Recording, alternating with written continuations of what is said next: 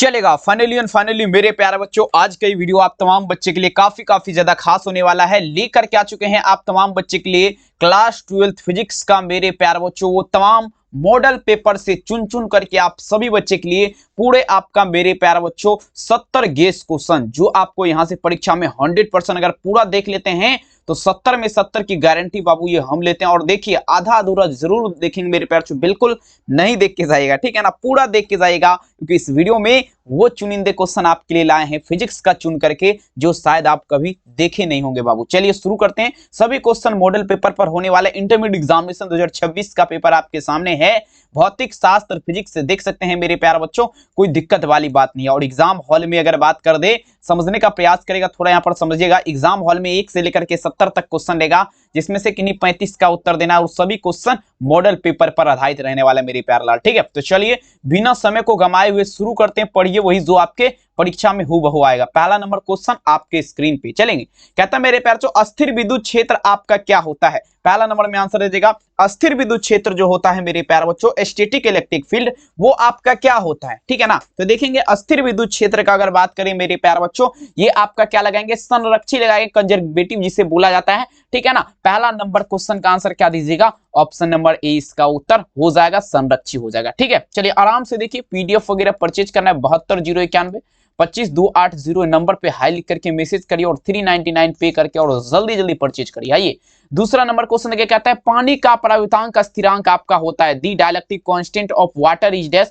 देखेंगे मेरे प्यारे बच्चों, जो हम लोग पानी पीते हैं ना, उसका परावर्तांक स्थिरांक पूछा जा रहा है, कितना होता है, ठीक है। दूसरा नंबर क्वेश्चन तो देखिए मेरे प्यारे बच्चों, पानी का परावर्तांक स्थिरांक का अगर बात कर दिया जाए तो ये आपका कितना लगाएंगे मेरे प्यारे बच्चों, ये आपका 80 हो जाएगा। कितना हो जाएगा, 80 हो जाएगा, याद रखिएगा। दूसरा नंबर क्वेश्चन में आंसर क्या लगेंगे मेरे प्यारे बच्चों, ऑप्शन नंबर ए।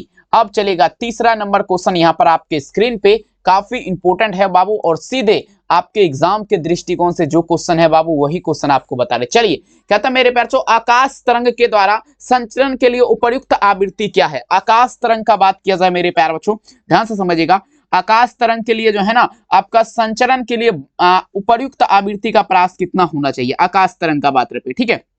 देखिए आकाश तरंग का जब भी बात होगा 2 मेगाहर्ट्ज से मेरे प्यारे बच्चों आपका क्या होगा, 20 मेगाहर्ट्ज तक आपका आकाश तरंग का जो है ना आवृत्ति होना चाहिए। तीसरा नंबर में आंसर आप लोग क्या लगेंगे मेरे प्यारे लाल, ऑप्शन नंबर यहाँ पर क्या होगा, सी हो जाएगा, ठीक है, कोई दिक्कत। 4 नंबर क्वेश्चन देख लीजिए आपके स्क्रीन पे, कहता है अब ये आपका न्यूमेरिकल क्वेश्चन है और बढ़िया नहीं, बिल्कुल कमाल करने वाला क्वेश्चन है मेरे प्यारे, थोड़ा इसको बढ़िया से आप लोग बढ़िया नजरिया से इसको देखिएगा, बहुत इंपॉर्टेंट है, ठीक है ना। चलिए क्वेश्चन देखिए, कहता है मेरे प्यारे बच्चों ध्यान दीजिएगा, किसी प्रत्यावर्ती परिपथ में I बराबर 5 कोस W2 है, विभव यहाँ पर 260 W2 है, तो वोल्ट में परिपथ की हानि क्या होगी? तो देखेंगे वोल्ट में परिपथ का हानि का अगर बात कर दिया जाए ना, तो यहाँ पर आप लोग 0 हो जाएगा।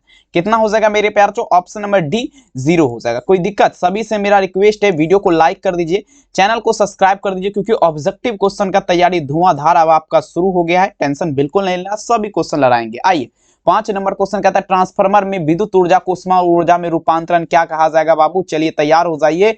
ट्रांसफार्मर का अगर बात कर दिया जाए, इसमें विद्युत ऊर्जा का उष्मा ऊर्जा में रूपांतरण की प्रतिक्रिया क्या कहलाएगा? तो देखेंगे ये जो आपका क्या लगा मेरे प्यारे, ताम्र 6 क्या कहलाएगा मेरे प्यारे, ध्यान दीजिएगा, ठीक है ना, ताम्र 6 कहलाएगा। 5 में आंसर ऑप्शन नंबर ए। कोई दिक्कत, चलिए अगर देखिए 6 नंबर क्वेश्चन मेरे प्यारे, तो यहाँ पर आपके स्क्रीन पे कहता है आकाश तरंग, समझिएगा बाबू, देखेंगे ये सब देखेंगे, बहुत इंपॉर्टेंट क्वेश्चन है, परीक्षा के लिए संभावित किया गया अनुभवी शिक्षक के द्वारा। कहता है मेरे प्यारे, आकाश तरंग का संचरण आधारित है। चलिए बाबू देखेंगे 6 नंबर क्वेश्चन, आकाश तरंग का संचरण का अगर बात कर दिया जाए, ये जो आपका आधारित होगा मेरे प्यारे, आयन मंडल द्वारा परिवर्तन पर, आयन मंडल के द्वारा जो आपका परिवर्तन होता है उसी पर आपका क्या है मेरे प्यारे, आकाश तरंग जो है ना इसका संचरण आधारित है। 6 में आंसर क्या देंगे मेरे प्यारे बच्चों, ऑप्शन नंबर ए, याद रखिएगा। चलिए 7 नंबर क्वेश्चन देखिएगा, कहता है डिजिटल संकेत में संभव है।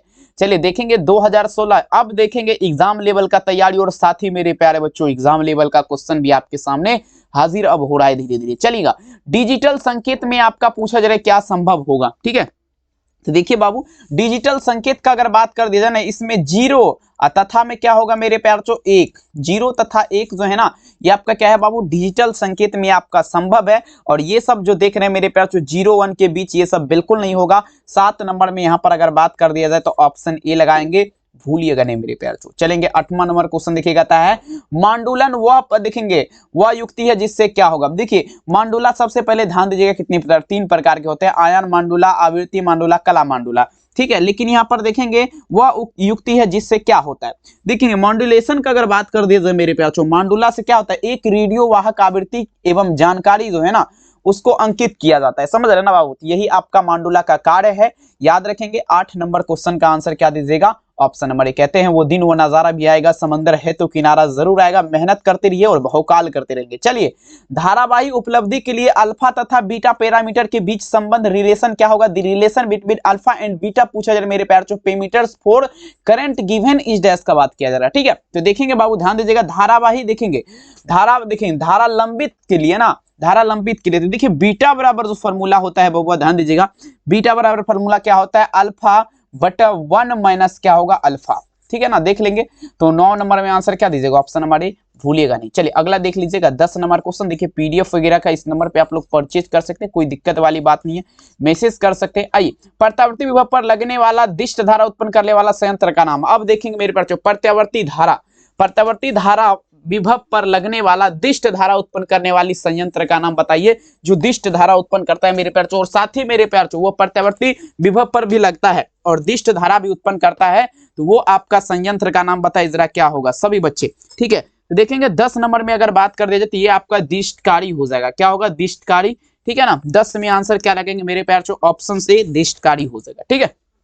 चलेंगे अगला क्वेश्चन देखिए मेरे प्यारा बच्चों, ठीक है। अगला देखेंगे यहाँ पर 11 नंबर क्वेश्चन देखिए पूछा गया, पीएन संधि देखेंगे, ध्यान दीजिएगा, कहता है मेरे प्यार पीएन संधि डायोड का उपयोग करते हैं एक। चलिए पीएन संधि डायोड का उपयोग किसके लिए करेंगे, 11 नंबर क्वेश्चन मेरे प्यारे बच्चों।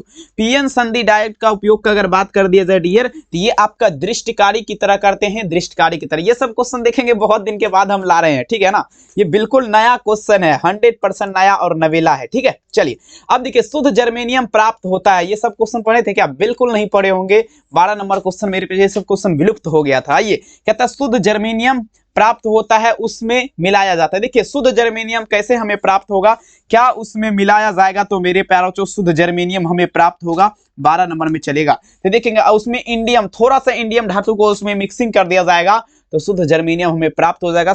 12 नंबर में आंसर क्या देंगे, ऑप्शन ए। आइए देखिए 13 number question, transistor parameter alpha तथा बीटा के बीच सही मान क्या होता है बाबू। चलिए ट्रांजिस्टर पैरामीटर का बात करो, साथ ही मेरे प्यार लाल अल्फा और बीटा का सही वैल्यू पूछा जा रहा है, क्या होगा। 13 नंबर क्वेश्चन, यहाँ पर अल्फा और बीटा का वैल्यू जो है ना, यहाँ पर देखिए बीटा बराबर जो होता है ना अल्फा प्लस 1/अल्फा। ये देखिए अभी आपको ऊपर में फार्मूला बताए होंगे, वही फार्मूला पर आधारित है, वही क्वेश्चन है लेकिन उल्टा पुल्टा करके दिया है, ठीक है। चलिए अब देखिए बाह्य अर्धचालक में विद्युत चालन संभव है। अब देखेंगे मेरे पास जो बाह्य अर्धचालक का बात किया जा रहा है, इसमें विद्युत चालन कब संभव है, ठीक है। 14 नंबर क्वेश्चन, तो देखेंगे बाह्य अर्धचालन में विद्युत चालन का अगर बात करें तो देखेंगे प्रत्येक टेम्परेचर पर, कोई भी टेम्परेचर रहेगा ना उस पे आपका जो है मेरे प्यार बाह्य अर्धचालक में जो है ना विद्युत चालक बिल्कुल आपका संभव है, हो सकता है, ठीक है ना। तो 14 नंबर में आंसर क्या देंगे, यहाँ पर ऑप्शन बी हो जाएगा, ठीक है। देखेंगे 15 नंबर क्वेश्चन कहता है यदि किसी लॉजिक गेट के, ध्यान दीजिएगा, लॉजिक गेट से 1 या 2 क्वेश्चन 100% परीक्षा में रहता है गारंटी के साथ, ठीक है। ध्यान दीजिएगा, कहता है यदि किसी लॉजिक गेट के दोनों निवेश की अवस्था 0 में रहने वाली निर्गम 1 प्राप्त होता है तो लॉजिक गेट आपका कौन क्या होगा, निर्गम 1 ही प्राप्त होगा। तो देखेंगे उस लॉजिक गेट का नाम क्या है, तो ये आपका हो जाएगा नोड गेट लगाएंगे बाबू, नोड गेट हो जाएगा। आंसर क्या लगाएंगे, ऑप्शन सी। अरे 1 मिनट 15 है ना, तो यहाँ पर क्या दीजिएगा, नोड गेट होगा क्या। चलिए नोड गेट लगाएंगे, ऑप्शन नंबर डी, माफी चाहूंगा, बहुत सुंदर। चलिए अगला देख लीजिएगा मेरे प्यार चो, ये क्वेश्चन देखिए 16 नंबर क्वेश्चन आपके स्क्रीन पे। क्वेश्चन देखिए कहता है मेरे प्यार चो, टीवी प्रसारण के लिए आवृत्ति का प्रास आपका होना चाहिए। टीवी प्रसार कहता है विच ऑफ द फ्रीक्वेंसी, ध्यान दीजिएगा, which frequency range is use for TV broadcasting का अगर बात कर दिया जाए, देखेंगे ये जो आपका होता है 30 मेगाहर्ट्ज से, मतलब 3 MHz से लेकर के क्या होगा 300 मेगाहर्ट्ज तक, ठीक है ना, याद रखेंगे हर्ट्ज तक, ठीक है ना। 16 नंबर में आंसर क्या दीजिएगा, ऑप्शन सी हो जाएगा, ठीक है। चलिए बिल्कुल, अनुचुंबकीय पदार्थ की चुंबकीय प्रवृत्ति क्या होती है, चलिए दी tendency of the ferromagnetic metals का पूछा जा रहा है मेरे प्यार चो, ध्यान दीजिएगा, मतलब अनुचुंबकीय पदार्थ जो इसकी चुंबकीय प्रवृत्ति क्या होती है, ये आप लोग ध्यान से समझिएगा। इसका चुंबक प्रवृत्ति का वैल्यू 0 हो जाएगा, सॉरी अस्थिर हो जाएगा, मतलब कांस्टेंट जिसे बोला जाता है, ठीक है ना। 17 नंबर में आंसर क्या लगेंगे मेरे प्यारे बच्चों, ऑप्शन है। अब देखिए आवेश के पृष्ठ घनत्व का मात्रक क्या होता है, the surface density charge is equal to dash, समझिएगा।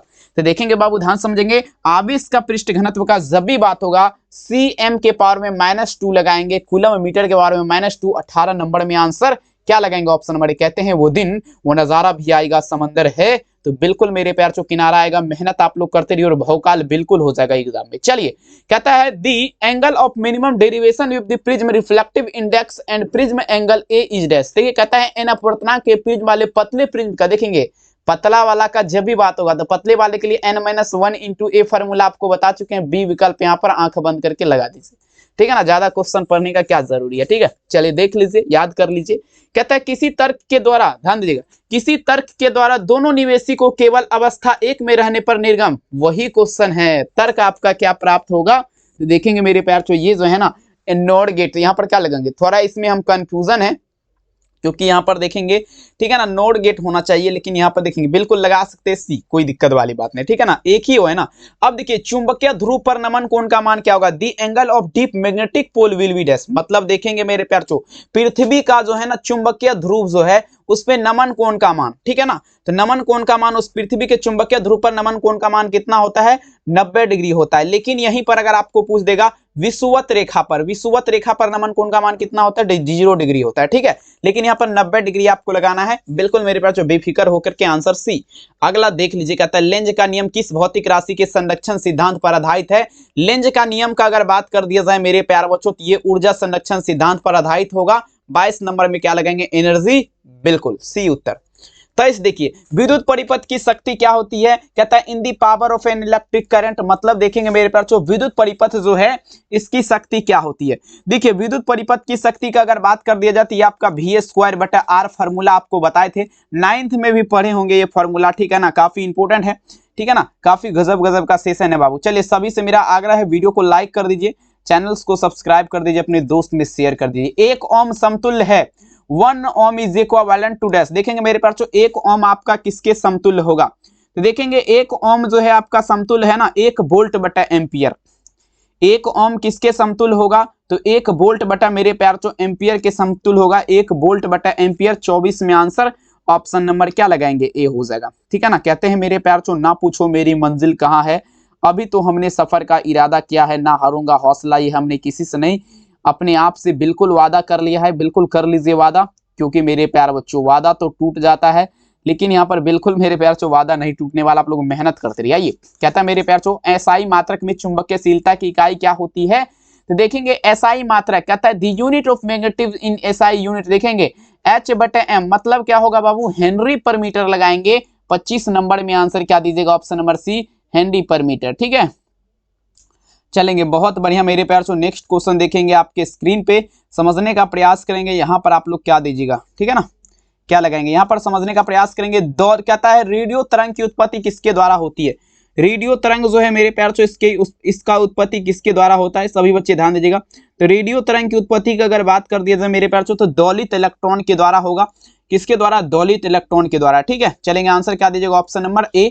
अब देखिएगा विद्युत चुंबकीय तरंग की प्रकृति आपका क्या होता है, दी नेचर ऑफ इलेक्ट्रोमैग्नेटिक वेव का अगर बात कर दिया जाए, मतलब विद्युत चुंबकीय तरंग की प्रकृति क्या होती है। तो देखेंगे विद्युत चुंबकीय तरंग का जब भी बात होगा मेरे प्यार बच्चों, ये अनुप्रस्थ लगाएंगे, अनुप्रस्थ हो जाएगा मेरे प्यार बच्चों, अनुप्रस्थ लगाएंगे। ऑप्शन क्या दीजिएगा, ऑप्शन नंबर ए, अनुप्रस्थ हो जाएगा। विद्युत चुंबकीय तरंग की प्रकृति क्या होती है, अनुप्रस्थ होती है, ध्यान से समझिएगा। और एक भी क्वेश्चन मेरे प्यार बच्चों परीक्षा से बाहर आशा करते हैं नहीं के नहीं बराबर रहेगा, लेकिन आप लोग को भी मेहनत बिल्कुल गजब और शानदार तरीके से करना है और एग्जाम में तबाही नहीं भौकाल लाना। आइए बहुमूल लागू के पहचान में देखेंगे एक्स रेज यहाँ पर सहायक होगा बाबू, एक्स किरण, विकल्प क्या लगाएंगे, सी। अगला देख लीजिए बीटा किरण विक्षेपित होती है, beta rays are defected bye.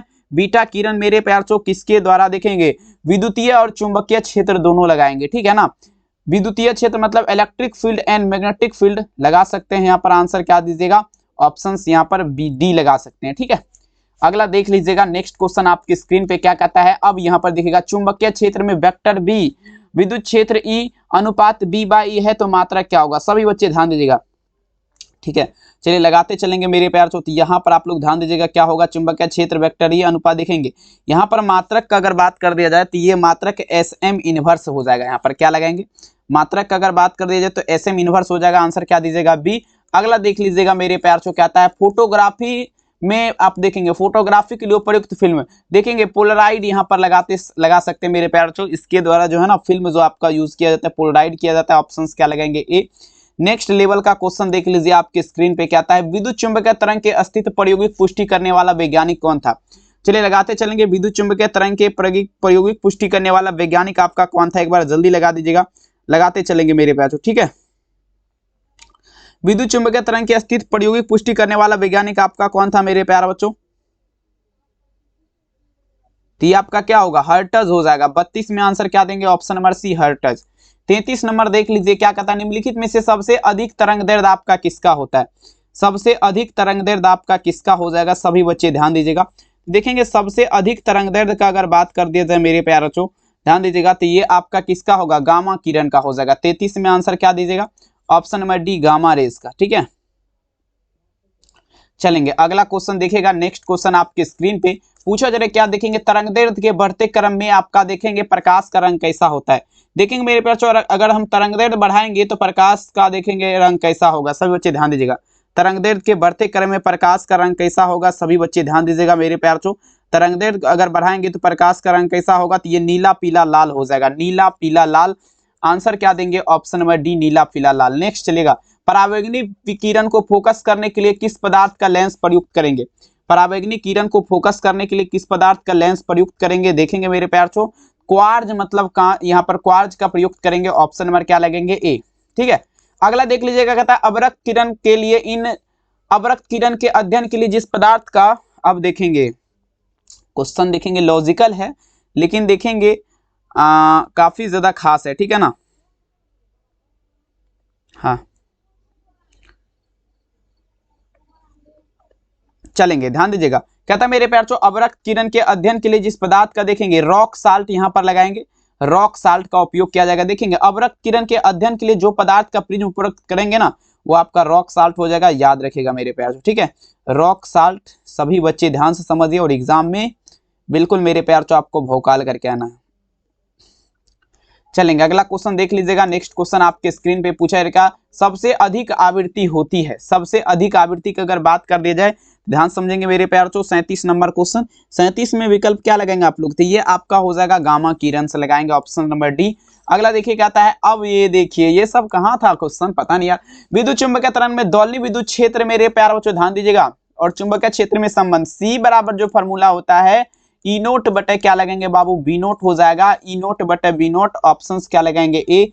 याद आपको बिल्कुल मेरे प्यार को रख लेना है, बिल्कुल रख हौसला, वो मंजर भी आएगा, प्यासी के पास चलकर समंदर भी आएगा, थक के ना बैठो वो मंजिल के मुसाफिर, मंजिल भी मिलेगा और मिलने का मजा जरूर आएगा। और लगा दीजिए आग पानी में तबाही कहते हैं उसे, कर दीजिए भौकाल मेरे प्यार चो बवाल कहते हैं उसे। देखेंगे एक्स किरण का तरंगदैर्ध्य लगभग क्या होता है, तो ये 1 एंगस्ट्रॉम लगाएंगे बाबू, ठीक है। एक्स किरण का तरंगदैर्ध्य कितना लगाएंगे, 1 एंगस्ट्रॉम, सभी बच्चे याद रखिएगा 1 एंगस्ट्रॉम, ठीक है। नेक्स्ट देखिएगा अगला क्वेश्चन कहता है आपके स्क्रीन पे पूछा जा रहा है, क्या माइक्रो तरंग की आवृत्ति का प्रास क्या होगा, माइक्रो तरंग जो है इसके आवृत्ति का प्रास पूछा जा रहा है कितना हो जाएगा, माइक्रो तरंग। देखेंगे माइक्रो तरंग का आवृत्ति का प्रास का अगर बात कर दिया जाए, सभी बच्चे ध्यान दीजिएगा, तो रेडियो तरंग की आवृत्ति जो होता है ना, समझिएगा यहाँ पर 40 नंबर क्वेश्चन, माइक्रो तरंग है ना माइक्रोवेव्स, तो देखेंगे यहाँ पर क्या दीजिएगा, यहाँ पर आपका हो जाएगा मेरे पास रेडियो तरंग की आवृत्ति से क्या होता है, कम होता है, ऑप्शन क्या देंगे, ऑप्शन ए। नेक्स्ट चलिएगा अगला देखिए कहता है, दूर संचार के लिए उपयुक्त विकिरण क्या होगा मेरे प्यारे बच्चों, परावैंगनी विकिरण लगाएंगे। 41 नंबर में अगर बात कर दिया जाए, सॉरी दूर संचार के लिए माइक्रोवेव्स हो जाएगा क्या, बिल्कुल यहाँ पे डी लगाइए जरा। नेक्स्ट अब देखेंगे जल को कीटाणु रहित करने के लिए मेरे प्यारे जिस पदार्थ का प्रिज्म प्रयुक्त करेंगे वो आपका क्या है, तो देखेंगे परावैंगनी विकिरण के माध्यम से जल को जो है ना बिल्कुल शुद्ध किया जा सकता है। अब देखिए विद्युत चुंबकीय तरंग के इतिहास में किसका नाम नहीं है, चलेंगे विद्युत चुंबकीय तरंग जो है इसके इतिहास में किसका नाम नहीं है मेरे प्याचो, देखेंगे यहाँ पर क्या होगा, ध्यान दीजिएगा, चंद्रशेखर वेंकटरमन का यहाँ पर बिल्कुल नाम नहीं है मेरे प्याचो। 43 नंबर में आंसर क्या दीजिएगा, ऑप्शन ए। 44 नंबर देख लीजिए, निम्नलिखित में से किस रंग का तरंगदैर्ध्य न्यूनतम होता है, तरंगदैर्ध्य का अगर बात कर दिया जाए मेरे प्याचो, किस का तरंगदैर्ध्य न्यूनतम, किस रंग नहीं है, किसका तरंगदैर्ध्य न्यूनतम है, तो ये गामा किरण जो है बाबू, गामा रेज, इसका तरंगदैर्ध्य क्या होता है, न्यूनतम होता है। 44 में आंसर क्या दीजिएगा, ऑप्शन सी। अगला देख लीजिए 45 नंबर, विद्युत चुंबकीय तरंग के संचरण की दिशा क्या होती है? दी डायरेक्शन ऑफ फेरोमैग्नेटिक व इलेक्ट्रोमैग्नेटिक वेव। तो देखेंगे ये आपका क्या होगा? वेक्टर ई, क्रॉस में क्या लगाएंगे? वेक्टर बी, कि आपका क्या होगा? समानांतर हो जाएगा। आंसर क्या दीजिएगा? Option number D. ठीक है, चलिए अगला देख लीजिए। विद्युत चुंबकीय तरंग को विक्षेपित, देखेंगे विद्युत चुंबकीय तरंग विक्षेपित हो सकता है। तो देखेंगे electromagnetic wave can be deflected by, अगर बात कर दे तो विद्युतीय और चुंबकीय क्षेत्र दोनों हो जाएगा। 46 नंबर में आंसर क्या लगेंगे? सी। चलिए अब देखिए विस्थापन धारा का मात्रक क्या है? दी यूनिट ऑफ डिस्प्लेसमेंट करंट, देखेंगे एएम लगाएंगे। विस्थापन धारा का मात्रक क्या होगा बाबू? तो ये आपका एएम होगा। 47 नंबर में आंसर क्या दीजिएगा? Option B. ठीक है, 48 देख लीजिएगा, प्रत्यावर्ती धारा निम्नलिखित में से कौन सा प्रभाव प्रदर्शित करता है? देखेंगे 48 नंबर में अगर बात कर दिया जाए मेरे प्यार जो प्रत्यावर्ती धारा कौन सा प्रभाव प्रदर्शित करता है, तो देखेंगे 48 में विकल्प का अगर बात कर दिया जाए प्रदर्शित करता है तो रासायनिक, यहाँ पर देखेंगे इसमें थोड़ा हम कंफ्यूज हैं। 48 नंबर क्वेश्चन का हम यहाँ पर देखेंगे, मेरे हिसाब से उष्मीय होना चाहिए, लेकिन यहाँ पर सभी विकल्प दिया गया, तो इसको हम छोड़ देते हैं अभी फिलहाल, बाद में इसको देख लेंगे बाबू। ठीक है, पूरे चक्र में प्रत्यावर्ती धारा का मान क्या होता है? देखेंगे, ठीक है ना। पूरे चक्र का अगर बात कर दिया जाए तो ये शून्य हो जाएगा, और आधे चक्र का जो होता है म्यू नॉट इंटू 2i बटे में क्या लगाएंगे? 4πr लगाएंगे। ठीक है, ये आपका आधे 1/2 चक्र का हुआ, ये आपका पूरे चक्र का हुआ। ठीक है, तो यहाँ पर क्या लगेंगे? 049 में ऑप्शन क्या लगेंगे? ए। आधे चक्र में 2i नोट बटा पाई विकल्प भी अभी तुरंत बताए हैं ना, देखेंगे जो बताएंगे वही आपको देखेंगे 100% देखेंगे मेरे प्यारे बच्चों आएगा, बशर्ते मेरे प्यारे बच्चों आपको भी मेहनत तबाही नहीं भौकाल करके करना है, ताकि एग्जाम में मेरे प्यार चो बिल्कुल आप लोग बवाल करके आइए। ठीक है, कहते हैं मुश्किल नहीं इस दुनिया में तू जरा कोशिश तो कर, ख्वाब बदलेंगे हकीकत में तू जरा, बिल्कुल मेरे प्यार चो हिम्मत तो कर। तो हिम्मत तो आपको बिल्कुल गजब और शानदार तरीके से करना है। चलेगा, अगला क्वेश्चन देख लीजिएगा। अगला कहता है मेरे प्यार चो समझिएगा, एलआर परिपथ देखिएगा, एलआर परिपथ की प्रतिबाधा इंपेडेंस में क्या होती है? 51 नंबर क्वेश्चन देखेंगे। इंपेडेंस का अगर बात कर दिया जाए 41 में चलेंगे, एलआर परिपथ की प्रतिबाधा का अगर बात किया जाए, ठीक है ना, 51 नंबर क्वेश्चन, तो ये आपका क्या होगा? परिपथ की प्रतिबाधा होती है। आंसर क्या दीजिएगा? ऑप्शन नंबर डी लेगा, परिपथ की प्रतिबाधा। अब देखिए प्रत्यावर्ती धारा में परिपथ में शक्ति का व्यय आपका होता है। प्रत्यावर्ती धारा का अगर बात कर दे, दी पावर ऑफ पूछा जा मेरे प्यार चो, ठीक है ना, depends in the alternative current, देखेंगे प्रेरक में ओनली फॉर प्रेरक लगाएंगे। ऑप्शन नंबर क्या होगा? सी हो जाएगा, सी सी सी। चलिए अब देखिए मेरे प्यार चो, यदि प्रत्यावर्ती धारा और विद्युत वाहक बल के बीच कालांतर कोण का गुणक का मान क्या होता है? ठीक है ना, कालांतर कोण गुणक का मान क्या होगा? चलिए आप लोग जल्दी लगा दीजिएगा मेरे प्यार चो, कालांतिक कोण गुणक का मान यहाँ पर ध्यान समझिएगा क्या हो जाएगा, जल्दी बता दीजिए। तो यहाँ पर देखेंगे मेरे प्यार चो क्या देंगे आप लोग? 53 नंबर क्वेश्चन, 53 नंबर क्वेश्चन में अगर बात कर देते तो ये tan थीटा लगाएंगे। क्या लगाएंगे? tan थीटा, याद रखिएगा ऑप्शन क्या लगेंगे? ए। अगला देख लीजिए क्या कहता है, उत्सर्जित फोटो इलेक्ट्रॉन की ऊर्जा निर्भर करती है। तो देखेंगे उत्सर्जित फोटोन, देखिए उत्सर्जित फोटोन है ना, उत्सर्जित फोटोन की ऊर्जा की अगर बात कर दी जाए ना मेरे प्यार चो, ये जो आपका निर्भर करेगा किस पर करेगा? 54। तो देखिए किसी पर भी नहीं करेगा, नन ऑफ दिस, देख लीजिए किसी पर भी नहीं करता है। फ्रीक्वेंसी का पर देखिए कहता है मिलिकन की तेल बूंद, अब देखिए मिलिकन की तेज बूंद विधि द्वारा ज्ञात किया जा सकता है इलेक्ट्रॉन का। चलिए ये सब क्वेश्चन कहाँ था, समझ से बाहर है यार, देखेंगे ये सब बताना चाहिए हमें, बहुत दिन के बाद निकाले हैं इसको। आइए कहता है देखेंगे मिलिकन के तेज बूंदे पूछा जा रहा है विधि द्वारा ज्ञात किया जा सकता है इलेक्ट्रॉन का। तो देखेंगे इलेक्ट्रॉन का कौन सा मान ज्ञात किया जाएगा, ये सब क्वेश्चन देखेंगे मेरे प्यारे। चार्जेज मतलब आवेश ज्ञात किया जाएगा। आंसर क्या लगेंगे? बी। कैथोड किरणें होती है, cathode rays are dash, cathode किरणें आपका क्या होगा? 56 नंबर में चलेंगे तो ये आपका क्या होगा मेरे प्यारे? ध्यान दीजिएगा प्रोटॉन हो जाएगा। कैथोड किरणें क्या होती है? प्रोटॉन होती है। आंसर क्या लगेंगे? बी। अब देखिएगा सौर सेल पैनल का उपयोग किया जाता है मेरे प्यारों, तो देखेंगे कृत्रिम उपग्रहण में 57 में अगर बात कर दिया जाए, कृत्रिम उपग्रहण में, एक मिनट बाबू थोड़ा मिस भी हो सकता है, क्या लिखा क्या दिया जाए? कैथोड किरणें होती है, इलेक्ट्रॉन होगा क्या इसमें? देखेंगे देख लीजिएगा एक बार आप लोग, 56 में आप लोग एक बार गूगल कर लीजिएगा, ठीक है ना। चलिए वैसी युक्ति जो सौर ऊर्जा को विद्युत ऊर्जा में बदलता है उसे क्या कहेंगे? सौर ऊर्जा को विद्युत ऊर्जा में सौर सेल ही बदल पाएगा। ऑप्शंस क्या लगाएंगे? ये आइंस्टीन का, देखिए आइंस्टीन को नोबेल पुरस्कार प्रदान किया गया था मेरे पास, ध्यान दीजिएगा। अल्बर्ट आइंस्टाइन को जो है नोबेल पुरस्कार किसके लिए प्रदान किया गया था? 59 में चलेंगे। तो ये जो आपका किया गया था ध्यान समझिएगा मेरे प्यारे बच्चों, ये आपका प्रकाश विद्युत प्रभाव आपको पता होना चाहिए। ई बराबर फार्मूला mc² या mc² बराबर ई, ये फार्मूला आपका दिया था अल्बर्ट आइंस्टाइन, उसी को प्रकाश विद्युत प्रभाव भी बोला जाता है। Answer C. अगला अगला अगला देखिए, कहता है सोडियम की देहली तरंग दैर्ध्य देखेंगे 6000 एंगस्ट्रॉम है, तो इसका कार्य क्या होगा? तो देखिए 1.4 eV मतलब इलेक्ट्रॉन मेगावोल्ट लगाएंगे। 60 में विकल्प बी लगाइए जरा। 61 नंबर क्वेश्चन, लैम्ब्डा तरंग के फोटो देखेंगे गामा, देखिए लैम्ब्डा तरंग दैर्ध्य वाले फोटोन की ऊर्जा क्या होती है? लैम्ब्डा तरंग दैर्ध्य, ठीक है ना,